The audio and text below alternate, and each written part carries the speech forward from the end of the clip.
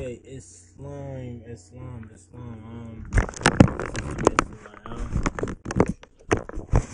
Coming to you live, I guess.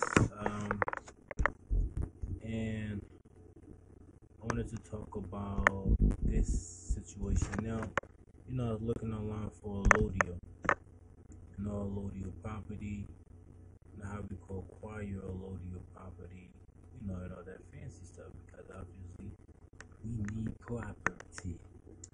I seen a whole bunch of research, and every time I see at the end of it, it said bond, bond, bond.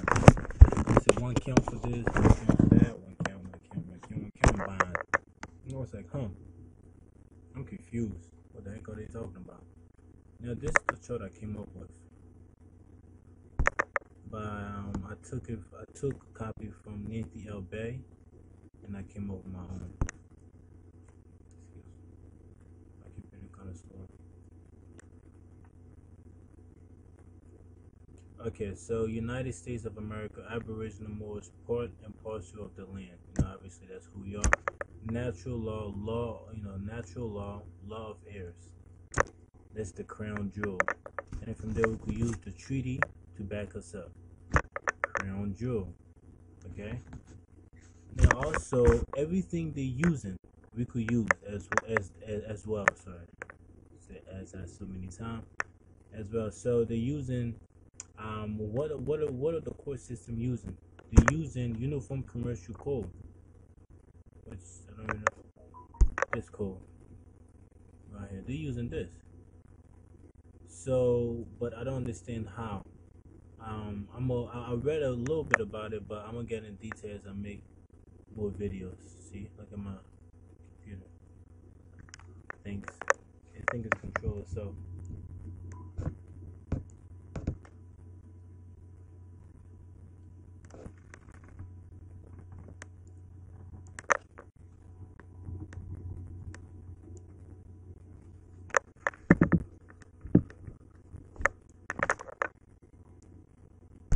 Okay, so they're using this, and Uniform Commercial Code is under law of nation, or law of nations, so or international law.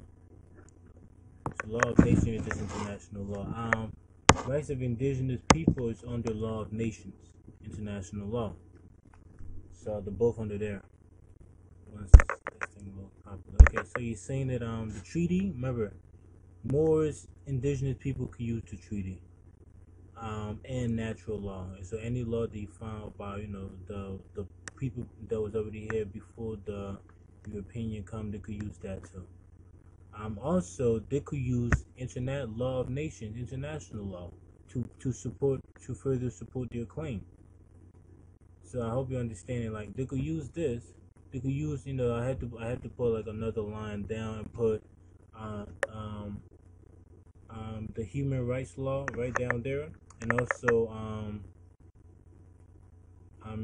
rights of indigenous people right on the law of nations, because we could use all that on this. It'll be on this end.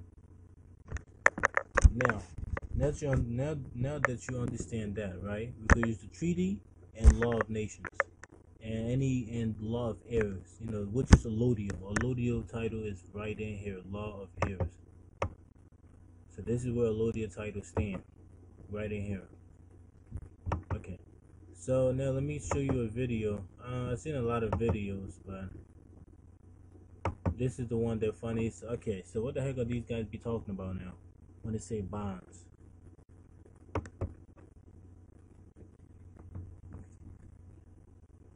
Stupid video. Okay, I'm about to close.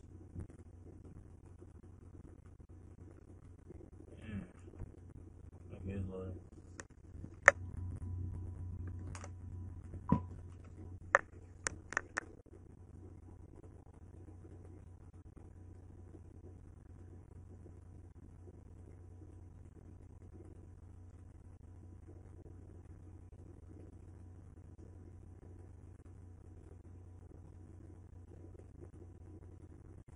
Off. New this afternoon. Charges were filed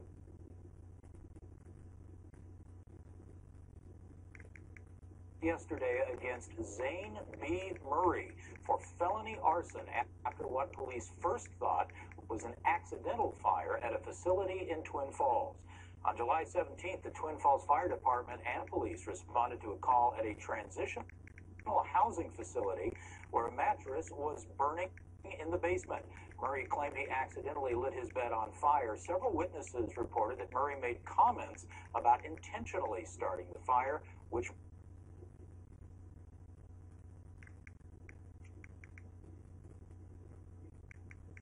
Murray denied. He said the fire started with cigarettes burning in a tobacco can that was on the bed. Well, Tuesday, the fire marshal tested the mattress to see if that was possible. Those tests were negative. Murray is being held on a $100,000 bond. His preliminary is set for August 9th.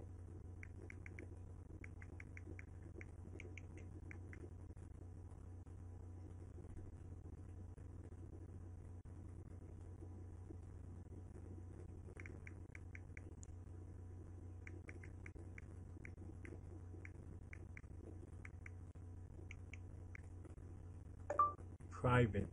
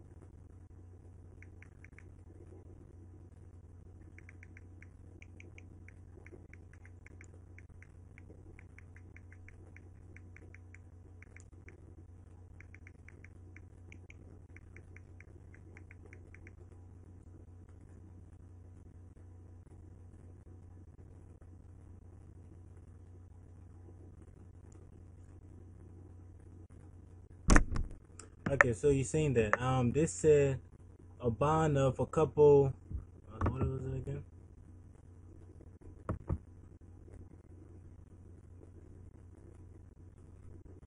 Off. Knew this.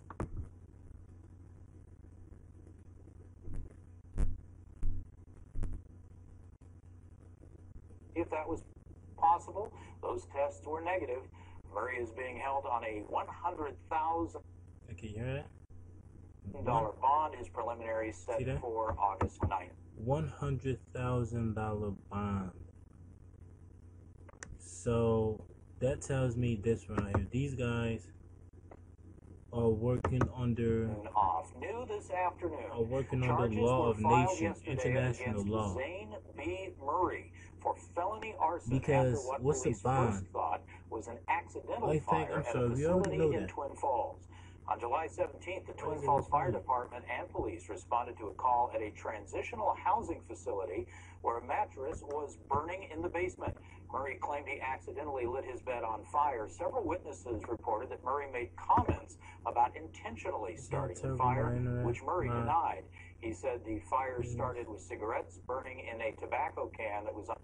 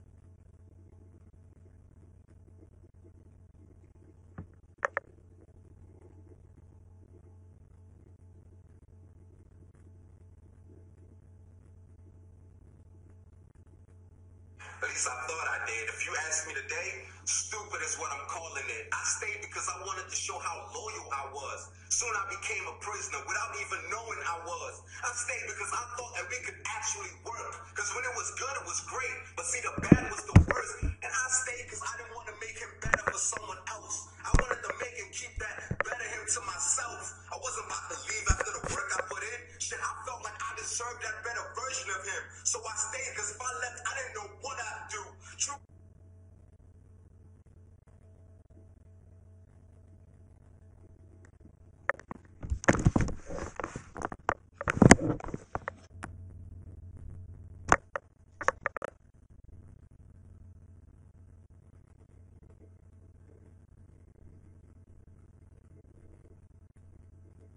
Oh yeah, I'm so sorry. Yeah, so technically, let me bring this back up. Yeah, so technically, I think I'm not too sure, but we all know maritime law is what we're all operating under. I think we're working through here, Uniform Commercial Codes. Now, if you are a Moor, right, it's easy for you. You could use this. You could use Law of Heirs. That. You could use Library of Congress. So I ain't put nothing in there. Continental Congress. I don't know what's in Congress law under. Oh yeah, Continental. Yeah. And you could use the Constitution. And you don't want to use legal construct, but you could use the Constitution. So the Constitution, Library of Congress, Treaty, and Law of Heirs. Okay, now if you are a United States citizen, right, you'll be using this Uniform Commercial Code. But also don't forget, if you are Moor, you can also use Uniform Commercial Code. Obviously now, Moors could actually get, their citizenship, quote unquote, but they're not real citizen, but they could, have citizenship. You could use the United States legal construct or the United States Corporation, the codes themselves as well. But overall, everything that's on maritime is under this. Now, what does that mean? This means that everything is confusing now. If you want to clean, but right now it's kind of hard. Let's say if you're in court, right? So this is what I'm getting at. Let's say if you're in court. Every time you're in court, we argue jurisdiction. Jurisdiction must be, jurisdiction can be, what's it called again? Jurisdiction could be challenged in like any courtroom at any time. So, you could challenge jurisdiction. And then what they will do, they will put you at default. So once they put you at default, meaning that your bond is somebody already have your bond, they'll take that bond and sell it. I don't understand everything yet, but I'm knowing that something with this is very important. Cause Nancy L. Bay, she got out of jail real quick, and I didn't know how. So she went in, and she was out the next, immediately. She went back in, she came back out immediately. So that means that, her bond, she said she's not, in order for anybody to challenge her, she must have a couple $1,000 bond. So the other person must come with $100,000 or $1 million bond before they could challenge her. So, that's what I wanted to say. I'm gonna look more into it. But this is my template. You could create your own using this. Peace and love.